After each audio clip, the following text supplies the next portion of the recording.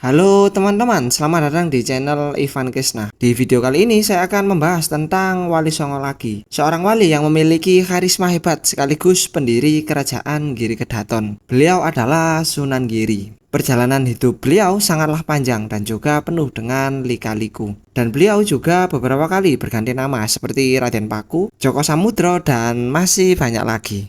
Jadi di sini saya akan merangkum secara singkat tentang perjalanan hidup beliau dan nama-nama yang beliau sandang beserta sejarah singkatnya.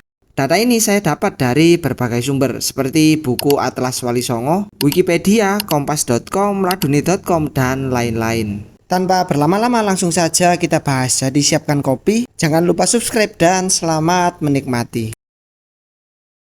Sunan Giri dilahirkan dengan nama Raden Paku, yang mana nama itu adalah pemberian dari sang ayah Syekh Maulana Ishaq sebelum beliau berangkat ke Aceh dan melanjutkan dakwahnya di sana. Jika kalian ingin tahu sejarah perjalanan Syekh Maulana Ishaq, saya sudah pernah membuatnya, link tersedia di deskripsi.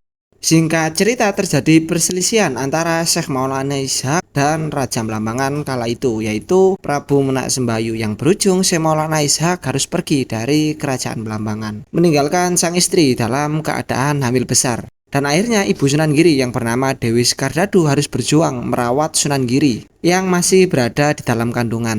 Setelah beliau lahir, Raja Blambangan yaitu Raja Menak Sembayu berusaha untuk membunuhnya. Dikarenakan kerajaan Blambangan dikala itu sedang mengalami wabah penyakit dan Sunan Giri kecil dituduh sebagai penyebabnya. Akhirnya sang ibu yaitu Dewi Skardadu memilih untuk memasukkan beliau ke dalam peti dan menghanyutkannya di laut. Di tengah samudra beliau ditemukan oleh Nyai Ageng Pinatih saat hendak bertolak ke Bali. Singkat cerita, Sunan Giri kemudian diangkat anak oleh Nyai Ageng Pinatih dan diberi nama Joko Samudro. Nama tersebut diberikan karena beliau ditemukan di tengah laut atau samudra.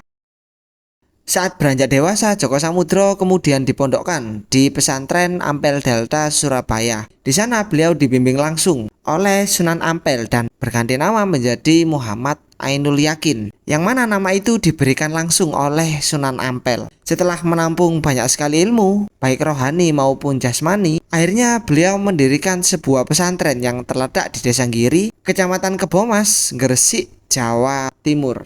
Dari sinilah beliau dikenal dengan nama Sunan Giri, karena memang dakwah beliau berfokus di sebuah daerah yang bernama Giri yang terletak di daerah Gresik. Giri dalam bahasa Jawa memiliki arti gunung.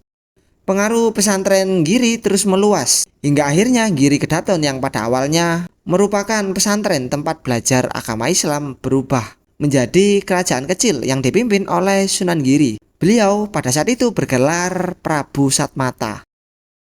Dan itulah beberapa nama dan sejarah singkat kenapa nama itu diberikan pada seorang Sunan Giri. Jika ada yang masih kurang, silahkan tambahkan di kolom komentar.